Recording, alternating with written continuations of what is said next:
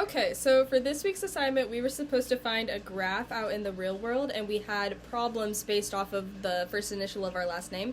Now, my last name starts with a B, so I had a real world representation of an absolute value that is greater than the problem. So I started thinking about things that could work in my personal life, and since I do work at a pet store, we deal a lot with fish tanks.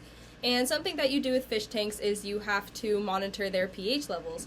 So I took the pH that we marked down for the past 4 weeks that we've been cycling some of our fish tanks, and I took the absolute value of all of those fish tanks.